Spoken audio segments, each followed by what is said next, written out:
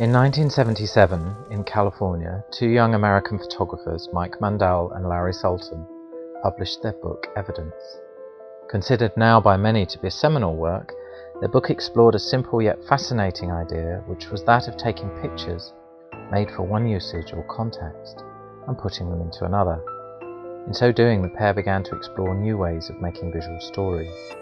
38 years later, across the Atlantic, at the 2015 Format International Photography Festival, this work became the seed for an exhibition looking at contemporary approaches to narrative in photography. The new exhibition, called Beyond Evidence, was curated by Lars Williamite and Louise Clements and was shown at the Quad Art Centre in Derby. We take a kind of comparative stance in the way that we present 22 different positions that all find their own ways of narrating. So we're interested in narratives, and you can see that as a kind of overarching theme throughout the works, that there's a rich vein of storytelling. Beyond Evidence explored some of the issues that dealing with telling stories pose for visual artists. It also looked at some of the methods used to create new ways of presenting images and information within these narratives. In the show we see many different positions that have all their own different strategies of questioning or testing how you actually create narratives. The term evidence in the exhibition title implies a concern with truthfulness.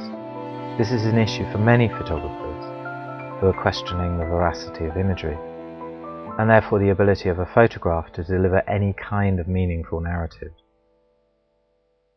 Evidence as a book, which is the kind of the final format as it was created by Sultan and Mandel, is a seminal book within the history of photography. A lot of young photographers are being inspired by the approach that was taken by Sultan and Mandel and by other artists from that period of time in California on the West Coast. There was a whole group of artists working with found photography, like Robert Heineken, Ed Ruscha, people like that, Baldessari. This book came from America. It's difficult to remember now how we got hold of it. It was probably through Creative Camera or something like that are promoting it. But a few of us got hold of it, and it made such a difference. It created a whole new culture of working with photography and creating new narratives by decontextualizing images taken from archives, commercial archives, company archives, governmental agency archives. So this was the first time that we saw these amazing images that were just functional. But also what was also fascinating, there was no titles or nothing. We didn't know what the hell they were about. They were just images. And they weren't photographed by our heroes, they weren't photographed by the main practitioners of the day. They were just functional photographs. And I know that sounds really basic, but it was like so inspirational. No longer did you look at a Cartier-Bresson, no longer did you look at a Bill Brand, no longer did you look at a Lee Friedlander. You looked at somebody who we didn't even know their name. We recognized from our understanding of Duchamp that context was really a key issue about what makes a work of art possible. About, you can take any kind of everyday object, obviously he took a urinal and put it into a gallery and recognized that as a possible work of art. And so we thought, well, we could just use the photographs themselves, so we don't have to turn them into anything else. So they went to over 100 places, most of them on the West Coast, and they actually went through the amazing number of approximately 2 million images, just to boil it down in the end again to 59 images for the book Evidence. Once we got them out of context and into a new context, by putting them together into relationships with each other, that they might have some kind of poetic function other than what they were originally intended for. They were originally intended to be documents of projects. The act of putting pictures into new relationships creates new narratives. Mandel and Sultan saw that taking pictures from various archives and creating a sequence of double-page spreads enabled them to express what Mandel has called the poetic narrative. Or to put it in another way, they told a story using purely visual language. By decontextualization and recontextualization, I'm referring to the process of taking an image out of a archival box where it sits on its own, and then you put it into a book, which consists of double spreads. So you have two facing images, and these start having relationships. They co-inhabit the double spread. So that creates inter-iconic relationships, and also by adding multiple double spreads, you create a sequence. So there is a narrative without having an actual linear narrative. You still create a narrative on a different level. The photographs are no longer what they were. When I look at the evidence photographs, it's like now they're kind of, you know, Larry and I have kind of taken them over and we've turned them into, you know, our own work. Another form of narrative in the exhibition takes an almost opposite position to that of Mike Mandel and Larry Salton. Instead of transforming found images into their own work, the Worker Magazine Cooperative is attempting to make open-ended narratives in collaboration with domestic workers who shoot their own photographs. With Worker Magazine, we are experimenting a lot with this kind of radical democracy, on the idea of participatory and collective collaboratory process always. So if there is a narration, it's going to be done together with others. So it's always going to be composed of polyphony, not out of a singular voice. I'm very suspicious always on constructed and linear stories and closed stories, because of course they are maybe very singular. But I'm more interested in to generate structures, narrative structures that are open, and it's up to the viewer, to the receiver, to finish or to generate its own narration within, of course, a certain subject. So the image becomes basically an actor within this political movement, and it helps, for example, in this case, the domestic workers to actually create a visibility and create self-representations about their destiny. There are limitations to the kind of information a picture can transmit accurately, and for some documentary photographers, such limitations have led them to develop some new ways of telling a story in which the written word is often as important as the photograph. Photographer Lucas Einzeller has in this case combined text and pictures with graphic design that is reminiscent of web hyperlinks. There are things you can't show with pictures, and there are things which are weaker if you don't show what else is there. In his project The Many Moments of an M85, Xenon's Arrow Retraced, Lucas is using the metaphor of the reverse trajectory of a cluster bomb to trace back the web of interconnectivity between the final explosion of this bomb and various people and institutions involved in its manufacture. He traces back from a victim killed by it, through deminers, to a graphic designer, through to fuse engineers, and finally to investment companies. The Deutsche Bank, for instance, keeps funds where companies are involved which produce submunition fuses. I think this is interesting, and I have not found a way to show it. Many of the parts are not visible, are not photographable at least, and are so dense relation to each other that it's not, for me, not possible to just depict it with a photograph. We are always at the same time asking too much and too little of photography. And what Lucas's work actually shows or presents on the wall is that whole process of how he asks this question himself. So it's a form of artistic research. This problem of telling layered and complex stories is something a number of other artists in the exhibition and festival have attempted to deal with. Sarah-Lena Meyerhofer and Sarah Pickering both deal with stories that involve deceit, but do so using different approaches. Sarah-Lena has taken the case of a con man who inhabited multiple personalities in her work Dear Clark, and has responded by mixing her own photographic interpretations with real documents to present a complex and open-ended story. Dear Clark is a visual study of the figure of the conman. And the case it was all about is Christian Karl Gerhardsreiter, or as his final master identity, Clark Rockefeller. He pretended to be like one of the Rockefeller dynasty. He was born in Germany and then he moved to the US when he was 17, and he spent 30 years of his life traveling in the US and pretending to be a brain surgeon in Las Vegas. He pretended to be an actor in LA. Dear Clark started as a kind of conventional portrait project. I wrote him a letter, I wanted to meet him, I wanted to photograph him in order to understand his motives. Why would somebody constantly change his identity? When he didn't reply to my letter, I was already too deep in the whole conman universe.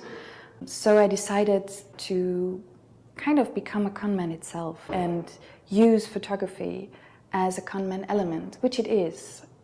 Photography is a shiny surface that makes us believe in things, just as a conman makes you believe in things you kind of desire. He just reflects your wishes and hopes.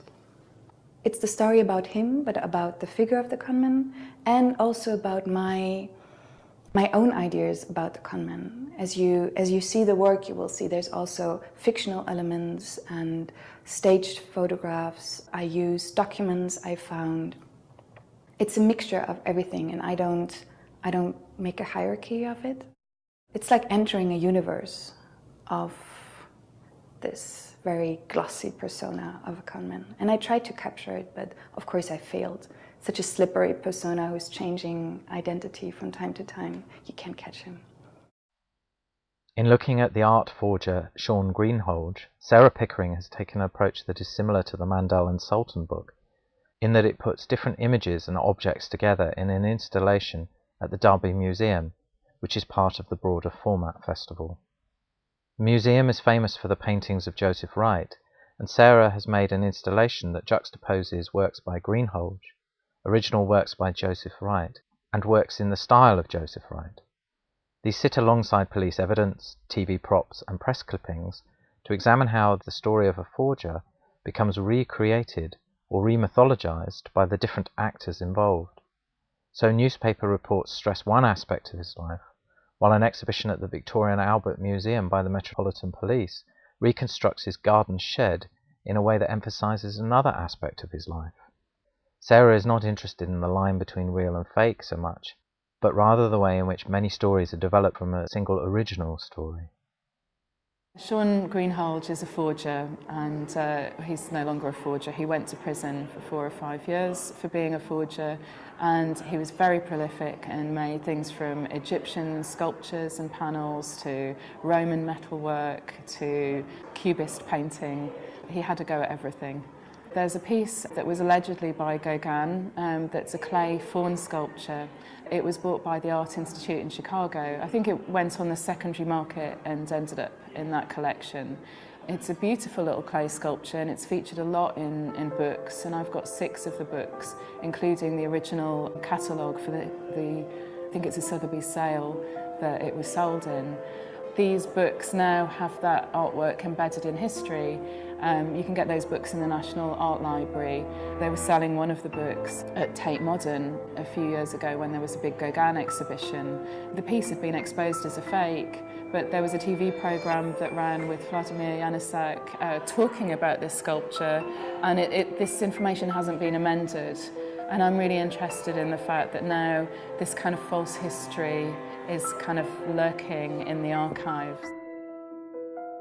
When the Met Police had their exhibition at the V&A Museum on fakes and forgeries, the key exhibit in there was a shed. It was a garden shed that wasn't Greenhalgh's shed. It was a kind of brand new shed that was set dressed to represent the forger's workshop. I know that the forger's workshop was kind of filled up with rubbish, and he was making works right throughout his house. But the idea of mythologizing the forger and saying, you know, he was making work from a garden shed, that had been the narrative in newspapers. It had been one of the key things that had been depicted in dramatizations about this story. And there's something quite seductive about, the working class hero using very minimal means, living not in a lavish way. They never really found out what he did with the money that he made. And so for me, it was very interesting that the police were complicit in making a mythologized history in themselves. Both Sarah-Lena and Sarah have mixed fact with fiction. The Sputnik Collective have gone one step further by completely fabricating a new story, a murder story in fact, from their existing archive of documentary work. Well, with this fiction and true, this is always a complicated thing, because on one hand we are photographers that deal with documentary photography, but we never think that this is really true, what we are showing the people. I don't mean that we are lying, but you cannot read the documentary photography, and even you cannot read books in this sense that you are reading or seeing the whole and one truth about the people who is on the picture, or about the landscape, or the land. For me, this show reflects upon our ability to trust. What can we trust when the image is taken out of context? There are so many artists here playing.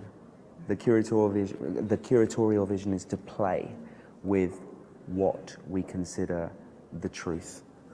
We are becoming aware of the limit of the didactic, the limit of the singular narrative. This show explores multiple narratives. As such, it paints more of a true picture of the world. And I think that we're collectively becoming aware of this illusion, collectively becoming aware of the power of storytelling which doesn't tell one story. And I think this show does that perfectly. I think the way the project looks now is a result of being a bit frustrated with the idea of truth, that it's just like a single channel, and this is not how the world works, and this is not how photography works for me.